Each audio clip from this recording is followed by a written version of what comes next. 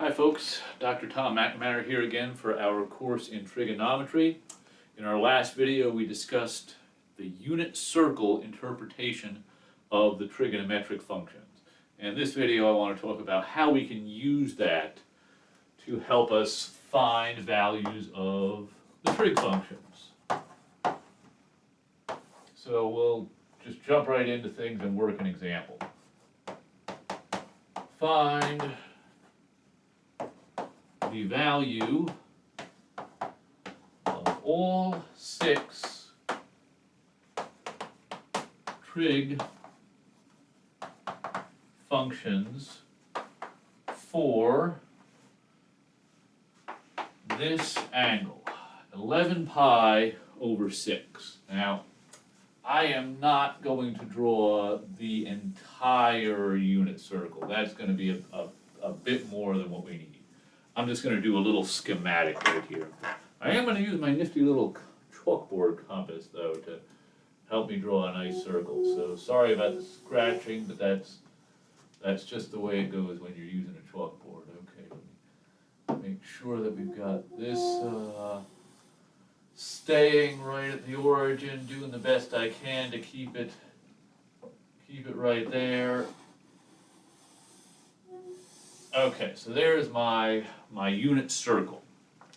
Now we're talking about 11 pi over 6. Okay, so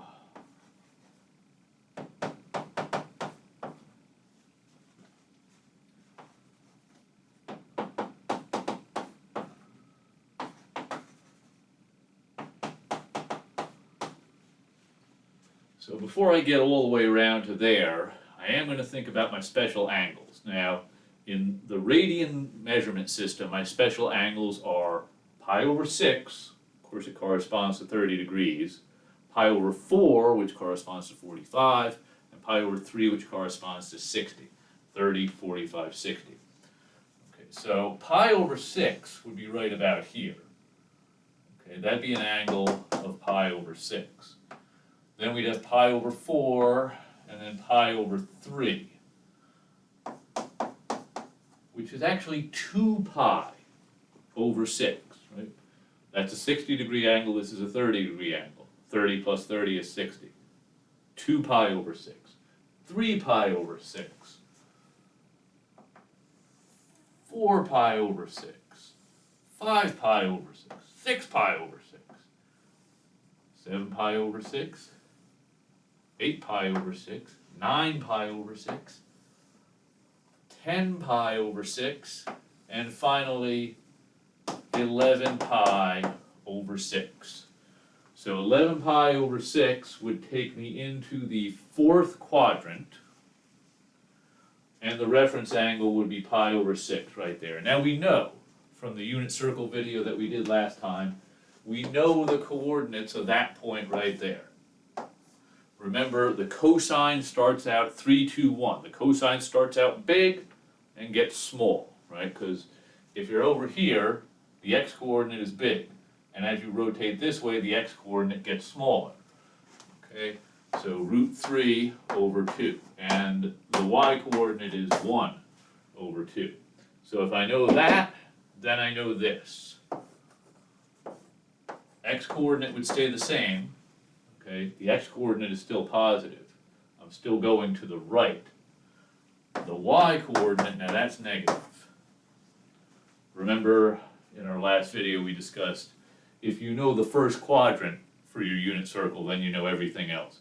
It's just a matter of putting minuses in the appropriate places. Okay. Now, using the unit circle cosine, 11 pi over 6. The cosine is just the x-coordinate, root 3 over 2. The sine, that's the y-coordinate. Okay, now I'm going to use an identity right here. It's called the ratio identity. The tangent is equal to sine over cosine. So I take this, I divide by this. How do you divide by a fraction? Well, you multiply by the reciprocal. So I take negative 1/2 times 2 over radical 3. So I get negative 1 over radical 3. If you want to rationalize your denominator, negative root 3 over 3. Now, once we know these, we automatically know the others. Cosine is related to secant. Secant 11 pi over 6, take the reciprocal. 2 over radical 3. Cosecant 11 pi over 6. This would be negative 2. Cotangent 11 pi over 6, probably easiest to start over here, negative root 3. Right, so if you've got your unit circle and you kind of know how that scheme works, you can answer a lot of these questions without doing tons of computations. You just need to remember how to recreate that picture when you need it. Here the important parts are, we're going way over here to 11 pi over 6. How does that relate to what we know about what's happening in the first quadrant? Well, we know the reference angle is pi over 6, so that gets us these coordinates. If we have the x and y coordinate of our point on the unit circle, we know the sine and the cosine. If we know the sine and the cosine, we can figure out the tangent using the ratio identities. If we know the cosine and the sine, we can figure out secant and cosecant using the reciprocal identities. So if you have those two coordinates, you know all 6 trig functions. Okay, very useful application of the unit circle. I want to do one more quick one.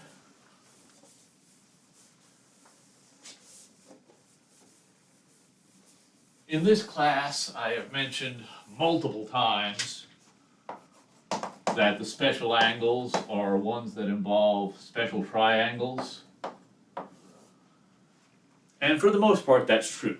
Generally, you're talking about 30, 60, or 30, 45, 60, or in radians, pi over 6, pi over 4, pi over 3. But there are some other special angles that we can figure out the trig functions pretty easily for.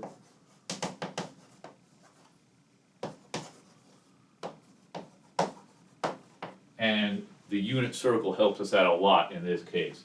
So find the value of all 6 trig functions for, oh gosh, let's make it 270 degrees. Okay, so we should be comfortable using degrees or radians, so I'm going to be throwing questions at you that involve one or the other. Okay, so let me get my unit circle set up right here. I'm going to try and freehand it. Let's see.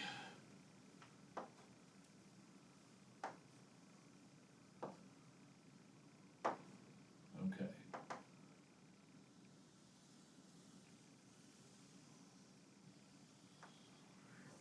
Okay, not terrible for free-handed circle. Okay, 270 takes me down here. So my angle of 270 degrees is something that gets me to the y-axis, the negative part of the y-axis. So if I'm thinking about the unit circle, well, if you look back in our unit circle video, unit circle has length 1. So where the unit circle intersects the positive x-axis, that point's going to have coordinates 1, 0. It's going to be 1 unit away from the origin, straight out the x-axis. This guy is going to have coordinates 0, -1. Every point on the unit circle is 1 unit away from the origin. If you're 1 unit away on the negative y-axis, that's where you are. All right, so once we have the point on the unit circle, we can answer these questions. Cosine 270, sine 270, tangent 270,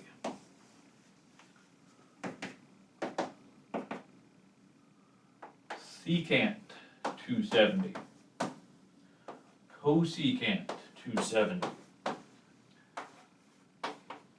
cotangent 270.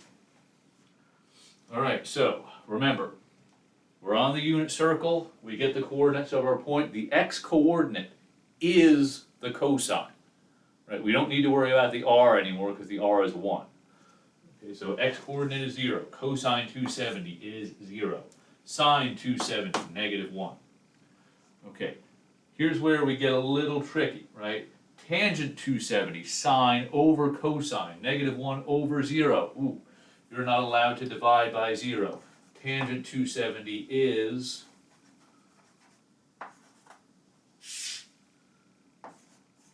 undefined.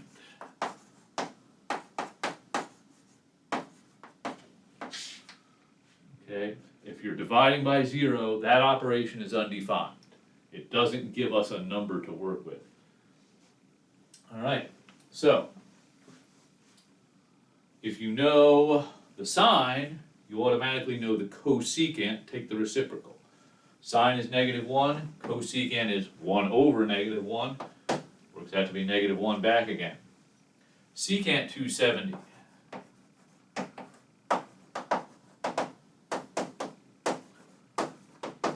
One over cosine, 1 over 0, that's undefined. Okay, cotangent 270. Okay, well, tangent is sine over cosine. Cotangent is cosine over sine. The cotangent is defined and it is 0. Okay, so remember back to your arithmetic and your algebra. Having a 0 in the numerator, that's perfectly fine. A 0 in the numerator makes the whole fraction equal to 0. A 0 in the denominator is where you got to look out. Okay, a 0 in the denominator, undefined. Okay, so keep that in mind. Don't forget, when you're on the axes, you can still figure this stuff out. So we can kind of extend our definition of special angles. Previously, I'd been calling special angles 30, 45, 60. Well, we can throw 0 into the mix too. 0 is a special angle. We can find the exact value of the trig functions using the unit circle. So is 90 and 180 and 270 and 360. Okay, those angles that land you on the coordinate axes are also special angles. Okay, so using the ideas that we discussed in the last video about the unit circle, we can find the values of the trig functions, the exact values for lots of these special angles.